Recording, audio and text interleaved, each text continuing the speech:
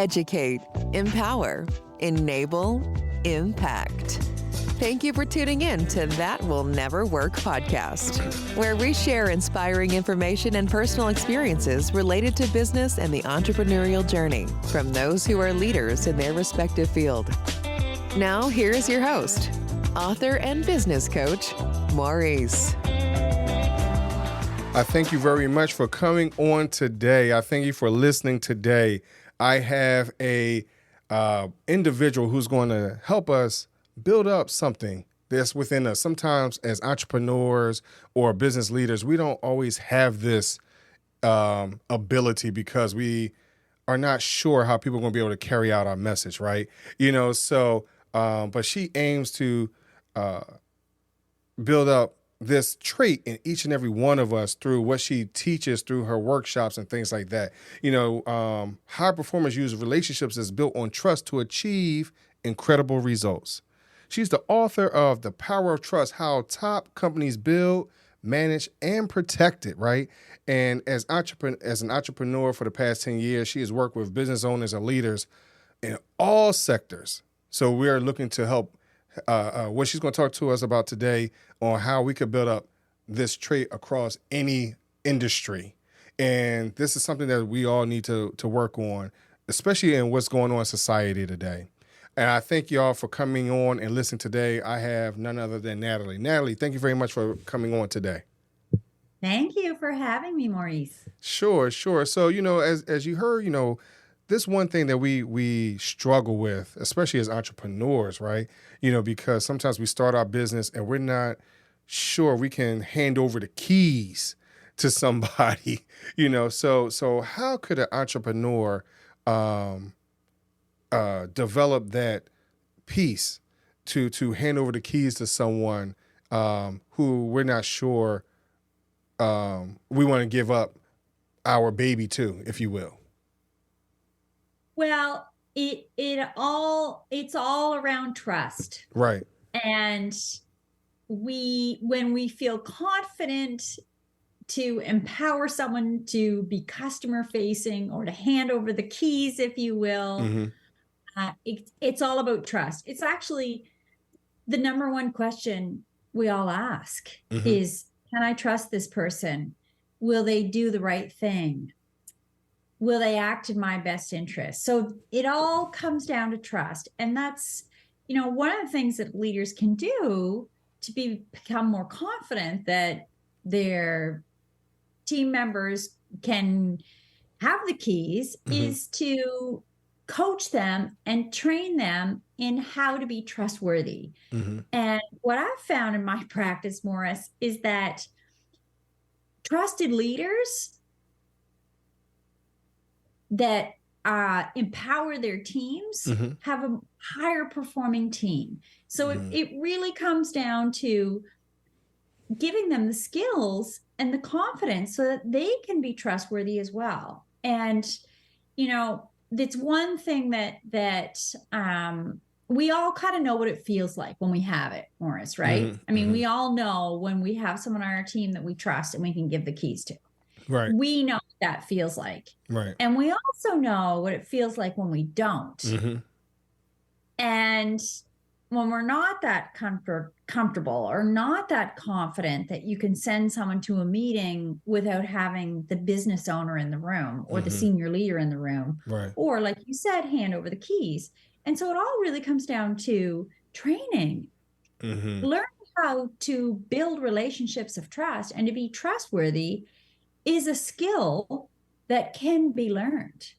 And in every organization, it is really the number one skill that we should be focusing on, because everyone wants to buy from companies they trust. They want to invest in companies they trust, right, and refer products and services from companies and people they trust. So, how could someone create that environment of trust? I hear you talk about training, but sometimes our background or our personal experiences don't allow us to get to that point. So how do we develop that if we have not experienced it previously, maybe from a previous manager or whatever it might be? So how would we develop that?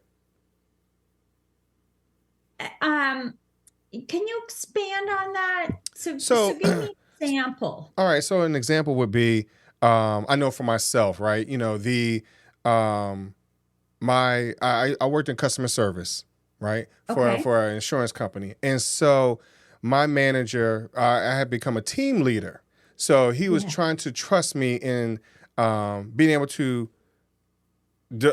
put together a plan for us to reach our departmental goals.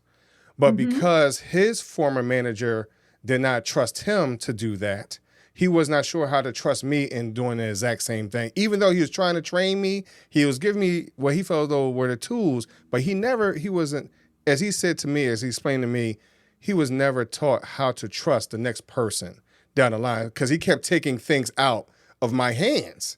You know, I'm just asking, so how would someone be able to develop that in a situation similar to that?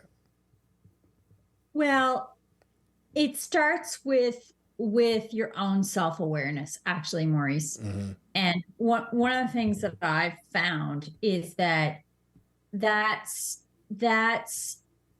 for many people, that's the starting point is the understanding, like your manager had, that he or she on the spectrum, if you will, of how open they are to trust versus not open, that he or she was not that open because of his past experiences. Right. So, it starts with self-awareness of where you are. And then it's about understanding and having these conversations that this is how they are perceived. Because a lot of times when we ask people how trustworthy they are, they might say, oh, I'm very trustworthy. And they don't realize that some of the ways that they communicate or behave or the way they act or serve others comes off as non-trustworthy. So it really starts, Maurice, with your own self-awareness. And that's really where it starts. I think the other place to start is wanting to become more trustworthy, wanting to empower your team and to enable everyone on the team to play a part in the team and to contribute, right? High performance teams, no matter what industry, whether they're in insurance industry or the benefits industry or the publishing industry or manufacturing or engineering, the core ingredient to a high performance team is trust. And it does start with the top, with the team lead or the manager or the leader, whatever the title is. Right. And that person sets the tone for the entire team. So as we are talking about trust, I think that's also leads us to building stronger relationships, right? 100%. And so what ways can we start to build those relationships, build them a little stronger so we can get to that point where we can trust that individual? Well, two parts of that: how we can become trustworthy and or trust the other individual. So what's some of the ways can we start to build stronger relationships? Well, like I said, it starts inside with us. And your example actually resonated with me because I was working with a young man last year, several months ago, and I guess in this calendar year, but almost last year. Yeah, right. We're close enough. Almost. A young engineer who had been working in this company for a couple of years. Okay. And, for his anonymity, let's call him William. So William, very, very successful engineer, great project manager. He really wanted to become a team lead, and he wanted to be in more customer facing roles. Mm-hmm. So, but he knew that he needed to become more confident with customers and more confident with people in other departments and his colleagues on his team. He needed to master relationship building skills. So he joined one of my programs. I have an online program I call Becoming a Trusted Advisor, and it's towards becoming a trusted leader. And he joined this, and to the point I made about self-awareness, he was actually quite self-aware, Maurice. He knew that he was not portraying confidence. Okay. He knew that. He's very skilled technically, but he wasn't that confident in his own self. Well, when we're not confident in our own self, that doesn't project confidence to someone else. So that's the first thing. The other thing is he learned, because we do all these assessments around how we communicate, assessments around our behavior, assessments around our listening skills, we learned that he wasn't a great listener. Well, when we're building a relationship, listening is critical. Yes. It's really important to understand what's important, what's the priority, what's driving the other person. So that was quite a big aha for him. But the most significant aha was he became more aware of the other people he was working with. Okay. And he learned how to become empathetic. So in this trusted advisor program that I have, we start with self-awareness, and we learn about all the skills to master relationships and become the trusted leaders. And it really starts with self-awareness, listening skills, communication skills, and being empathetic. And so to your point around, this leader, he would have said he's very trustworthy. He would have said he just didn't have the skills to do it. He didn't realize that there are very specific actions we can take and very specific behaviors to build relationships of trust. And so, as we talked about before the show got started, I wrote a book called The Power of Trust: How Top Companies Build, Manage, and Protect It. And in that, I describe this proprietary framework that I built that helps leaders and business owners learn how to earn trust with their customers, so that's unshakable trust, Maurice, so that it builds confidence and it helps companies get repeat customers and referrals and have the most innovative teams. Because without trust, we're not buying in, we're not working on projects, we're not being totally accountable. It all, like I said, it all comes down to trust. So you spoke about your book and your framework, right? And there are 8 principles that you're highlighting, right? So give us an idea. What are these 8 principles for us to build up these relationships and building trust? So principle number 1, Maurice, is to listen carefully with empathy and compassion, and to question and involve the other person in the conversation or the decision that affects them. So if we go back to William, this was a big thing for him. He had all this technical competence. However, he learned he wasn't a great listener. And then he learned how to be empathetic and how to really understand the other person's situation and to become more compassionate. We can actually become more aware of all this. So that's principle number 2. Principle number 1, principle number 2 is communicate using clear, concrete language. And that's conversational because, we trust what we understand. and what we believe. And if we don't understand something, it's really hard for us to believe. Right. Right. Clarity inspires trust.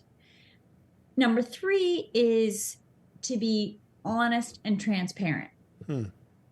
Well, we all know nothing builds trust like the truth. And I know when I do workshops and I work with companies and teams to help, a whole company become the most trusted in their industry, sometimes I ask the question, what builds trust? And, people give me all these words and examples. And then I say, what destroys trust? And typically the number one answer is dishonesty. People that lie or don't tell the truth. So those are some examples of some of the principles, and it is a principles-based framework. So they are to be applied in each and every interaction. And really it all comes down, Maurice, to how you communicate, how you behave, and how you serve. Because of course, you could be the best communicator in the world, right, but you're not acting the best interest of someone else, or, you're not walking the talk or delivering on your promise. And then the trust breaks down.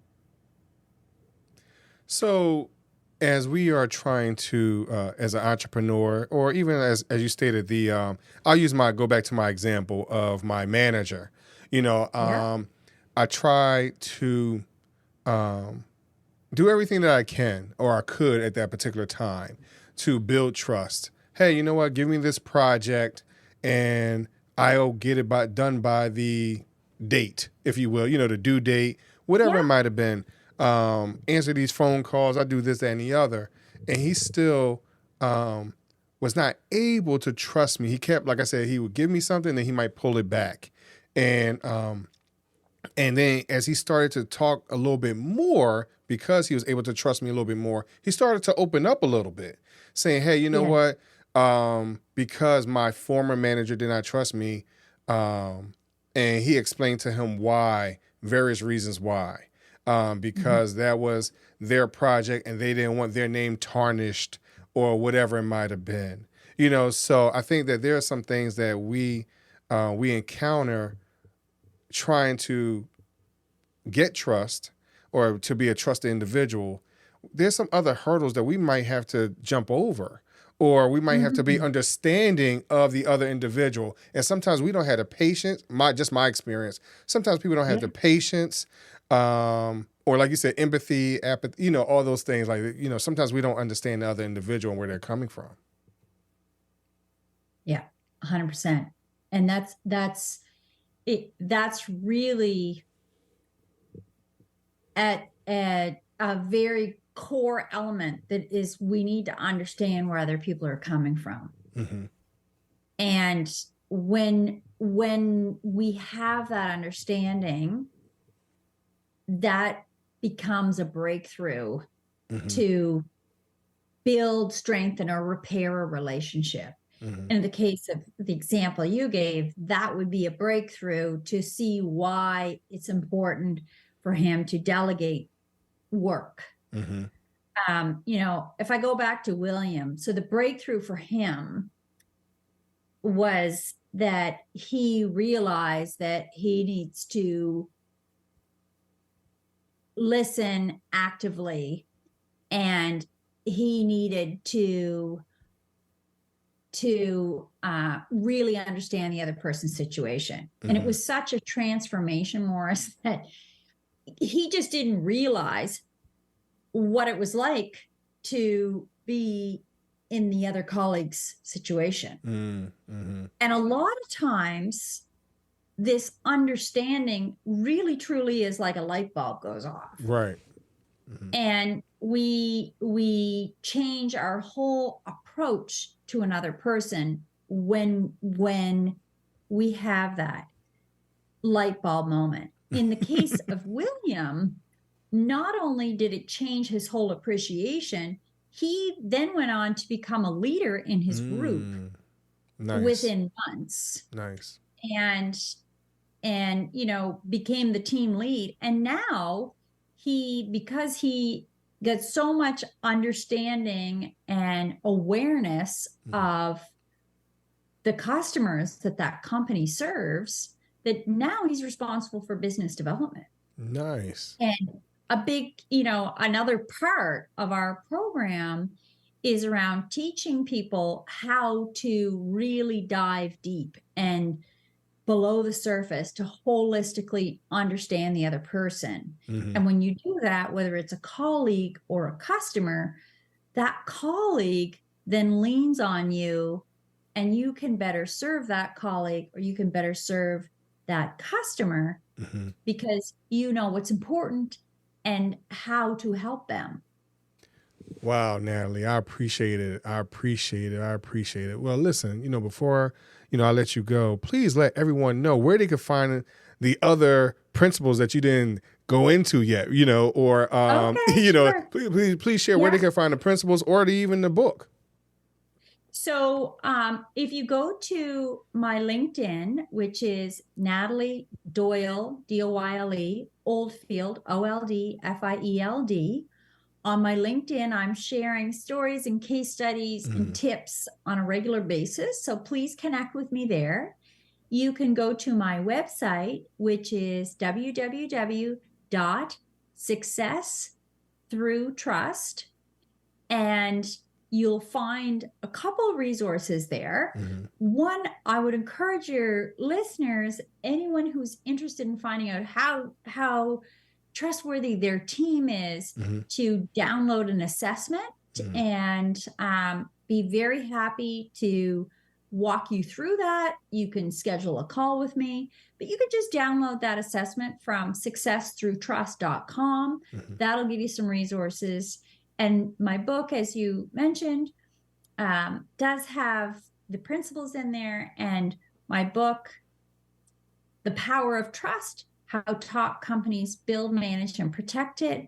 You can find that on Amazon, or if you go to my website under Natalie Doyle Oldfield or Success Through Trust. Natalie, thank you very much. Thank you very much for coming on today. I appreciate it.